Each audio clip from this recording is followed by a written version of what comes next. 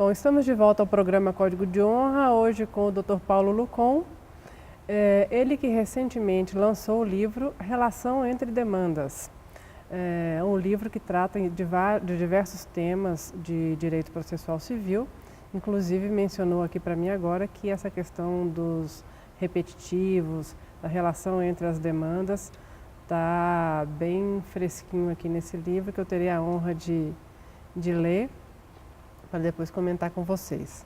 Parabéns pelo lançamento do livro. Obrigado.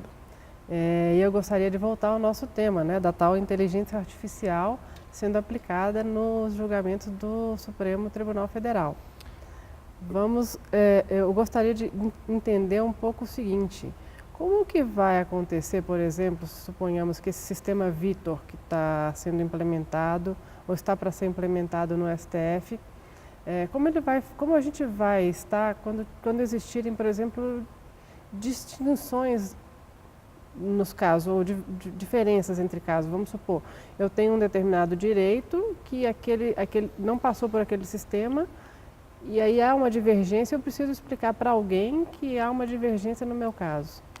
No caso desse super programa, esse supercomputador Vitor, quando nós falamos de inteligência artificial, note bem, nós não estamos a falar do processo eletrônico, nós estamos falando de um processo decisório feito pelo computador.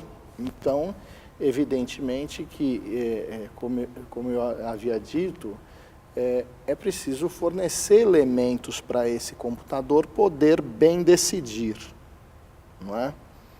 E a grande questão é saber, puxa, quando se interpõe um recurso extraordinário, tem que se alegar como uma preliminar ao conhecimento a repercussão geral. Eu preciso saber, aquele caso que eu estou levando ao Supremo Tribunal Federal tem repercussão geral? Então, se o tema já foi decidido pelo Supremo Tribunal Federal como tendo repercussão geral, muito bem. Aqui, tolitor quaest, o recurso extraordinário subirá. A grande questão vai ocorrer quando o seu recurso extraordinário não sobe, porque você alegou que aquele caso tinha repercussão geral, e o Supremo, com base nesse supercomputador, diz, não tem. Sim. E aí o jurisdicionado quer dizer, olha, o meu caso aqui é diferente. Ele merece ser tratado como uma repercussão geral. E como vai ficar nesse caso? É esse que é o problema. Aí nós vamos precisar do ser humano atuando. Sim. O ser humano decidindo. Evidentemente que a utilização do Vitor tende a ajudar os tribunais no combate a essa imensidão de processos, porque passa a ser um trabalho mais racional, não é? Mas sempre nós teremos alguns pontos diferentes. Por exemplo, isso já vem ocorrendo em matéria de recurso especial repetitivo, onde temos inúmeros temas que já foram decididos pelo Superior Tribunal de Justiça e outras centenas que deverão ser. Eu costumo dizer que o Brasil realmente não é um país para amadores, não é? Nós conseguimos coletivizar o coletivo. Nós já temos hoje aproximadamente 1000 temas em repetitivos. Vale dizer que se o STJ resolvesse parar tudo e falar, vamos só julgar os repetitivos, provavelmente isso demoraria muito tempo. E isso, de alguma forma, deverá haver um trabalho, um esforço por parte da Corte Especial de tentar solucionar pelo menos um número expressivo desses temas. Mas para o advogado, não é? Vamos lá ao problema que eu estava a falar. O advogado que está lá diante de um caso e o juiz se manifesta, olha, o seu caso já foi decidido no Superior Tribunal de Justiça, e o advogado contrapõe esse argumento e diz, não, mas o meu caso é diferente. Há uma tendência de o julgador simplesmente caminhar para aquilo que foi decidido pelas cortes superiores, sem, às vezes, a reflexão necessária. Eu digo isso porque me aconteceu isso como advogado. Não é? Eu, como advogado, tenho um caso ainda, que ainda está pendente, não é? Que eu, em primeiro grau, disse, olha, meu caso é diferente. E o juiz decidiu de acordo com aquilo que havia sido decidido no recurso especial repetitivo. Fui para o tribunal, falei, meu caso é diferente. Perdi novamente. Interpus recurso especial, novamente afirmando, meu caso é diferente. Entre a interposição do recurso e o seu processamento, o que acontece? Fabiana, sai um julgado do Superior Tribunal de Justiça dizendo que que essa situação era diferente. Entendi. E eu, evidentemente, como advogado, peguei o acórdão e falei, olha, esse caso é diferente daquele. Aquilo que eu estava falando foi comprovado. Evidentemente que essa situação não é a ideal, porque eu estou, como advogado, usando um argumento de autoridade, falando, olha, o STJ, agora não sou eu que estou dizendo, é o Superior Tribunal de Justiça. Isso me ajudou ao conhecimento e processamento. A questão está ainda no Superior Tribunal de Justiça, até por isso que eu não identifiquei aqui a razão de fundo. Mas o que está por trás disso?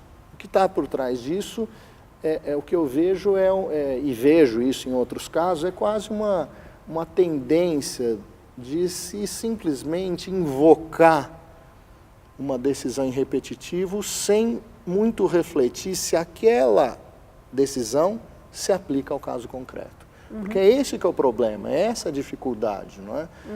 E quando eu penso nesse sistema que foi criado pelo Código de Processo Civil, eu penso nessa perspectiva, que sempre deverá haver uma atividade humana para saber, esse caso é o mesmo?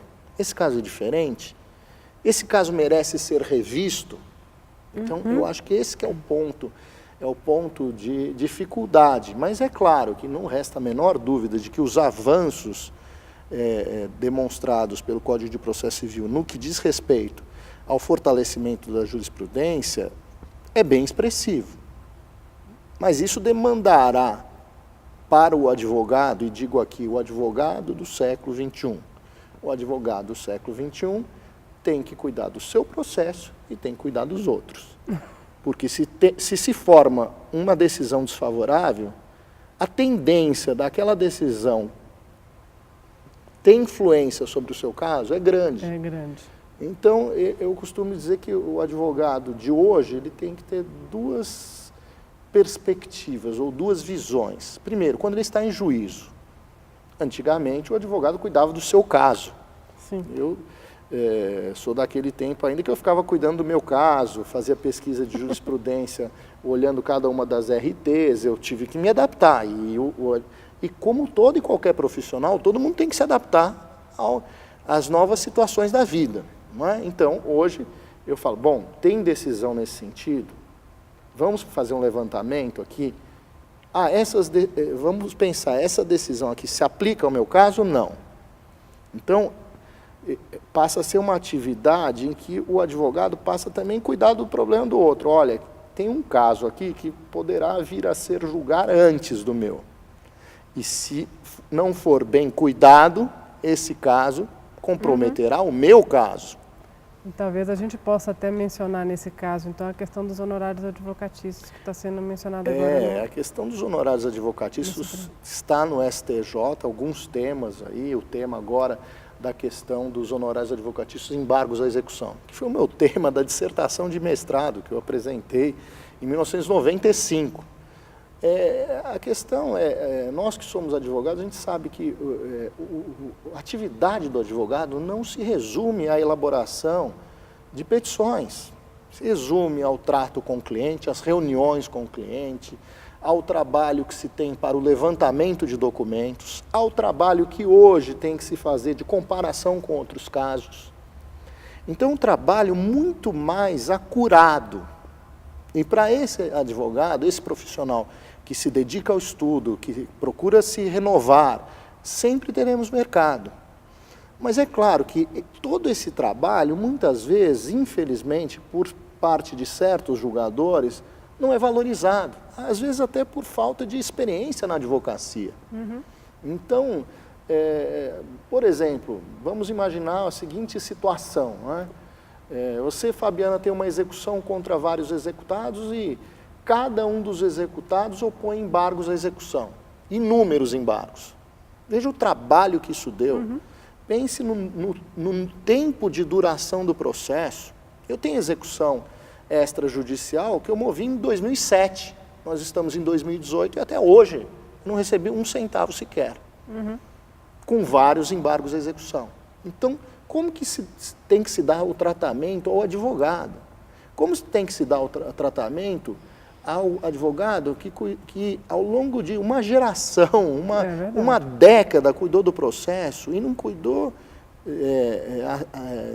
de maneira assim isolada, ele cuidou diariamente, ele acompanhou aquele processo diariamente. Como que tem que ser tratado, como tem que ser visto os honorários advogatícios desse advogado.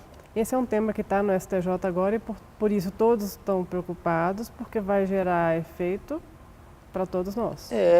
Certo? E com todo respeito a quem pensa o contrário, o Código de Processo Civil de 2015 não é um Código de Processo Civil que só pensou em honorários, já ouvi isso, não é isso.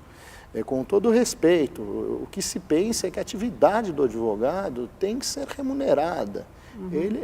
Os honorários vêm de honor, vêm de honra, e, portanto, é a remuneração por um serviço que é desenvolvido, e principalmente no Brasil, dada a tramitação longa dos processos, por anos a fio. E isso deve ser condignamente remunerado. E, evidentemente, o CPC cuidou disso, porque isso já vinha sendo um problema na aplicação do Código de Processo Civil de 1973. Dr. Paulo, nosso programa se encerra agora. Eu gostaria de lhe agradecer muito pela participação, em nome do IASP, em nome do presidente José Horácio, Ralphild Rezende Ribeiro, do Tribunal de Justiça, e abrir a palavra para suas considerações finais. Bem, eu gostaria de agradecer o honroso convite, agradecer todo o trabalho desenvolvido pela diretoria, pela presidência do IASP, parabenizar você, Fabiana, parabenizar também a nova diretoria e lhes desejar um imenso sucesso nessa nova gestão, que certamente renderá frutos muito importantes para o direito. Muitíssimo obrigada. Nós encerramos agora o nosso programa, mas eu gostaria de convidar a todos vocês, nossos telespectadores, para participarem do Código de Honra. Mandem seus e-mails para nós no códigodehonra@iasp.org.br com suas dúvidas, com seus temas sugeridos para novos programas. Nós traremos aqui a pessoa que poderá falar sobre temas de interesse de vocês. Contem sempre conosco para isso, tá bom? Participem do nosso programa.